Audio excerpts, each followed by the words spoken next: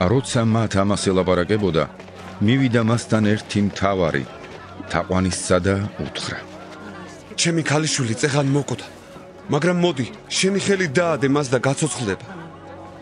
წამოდგა იესო, გაჰყვა მას და მისი მოწაფეებიც მასთან. აჰა, ერთი ქალი, რომელიც 12 წელიწადს იტანჯებოდა სისხლის დენით, უკნიდან მიუახლოვდა და შეეხო მისი სამოსლის კალთას. ვინაიდან თავისთვის ამბობდა: მის სამოსელსაც რომ შევეხო, განვიკურნები.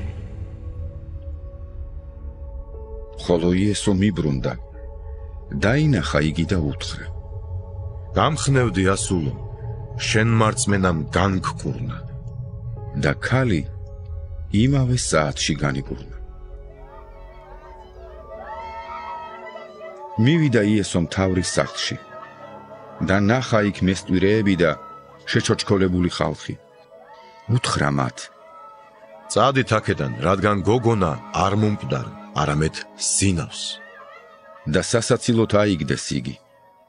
ხოლო როცა ხალხი გაიყვანეს, ის შევიდა, ხელი მოჰკიდა ხელზე და წამოდგა გოგონა.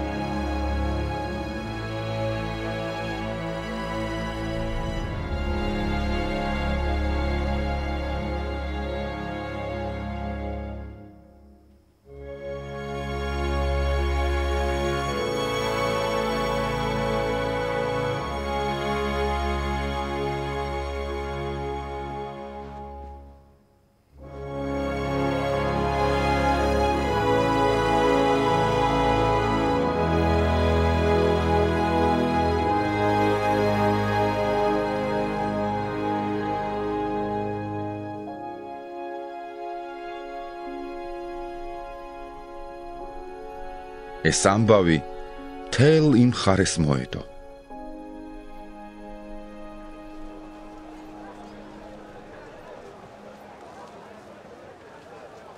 როცა იესო იქიდან მოდიოდა, ორი ბრმა ედევნა. ყვიროდნენ და ამბობდნენ: შეგვიწყალე დავითის ძეო. ხოლო როცა იესო სახლში შევიდა, მიადგნენ მას ბრმები. უთხრა მათ იესომ: გწამთ, რომ მე ძალმით ამის გაკეთება. ისინი ეუბნებიან მას: კი, უფალო. მაშინ შეეხო მათ თვალებს და უთხრა: თქვენი რწმენისამებრ მოგეგოთ.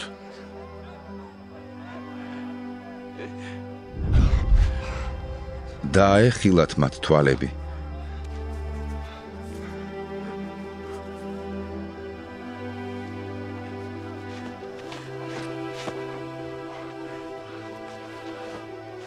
იესომ კაცრად გააფრთხილა ისინი და უთხრა: იცოდეთ, არავინ გაიგოს. ისინი კი გავიდნენ და მთელ იმ ქვეყანას მოსდეს მისი ამბავი.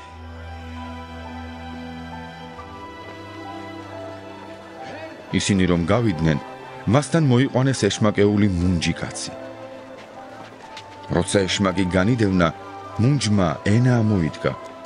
გაკვირვებული ხალხი ამბობდა: ასეთი რამ არასოდეს მომხდარა ისრაელში.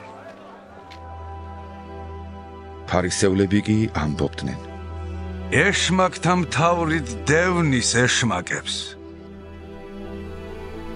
დადიოდა იესო ყველა ქალაქსა და სოფელში. ასწავლიდა მათ სინაგოგებში, ქადაგებდა სასუფევლის სახარებას, კურნავდა ყოველგვარ სენს და ყოველგვარ უძლურებას. ხალხის ბრბორომ დაინახა, შეებრალა ისინი, ვინაიდან ისინი დაუძლურებულნი და დაფანტულნი იყვნენ, როგორც უმწყემსო ცხვარი.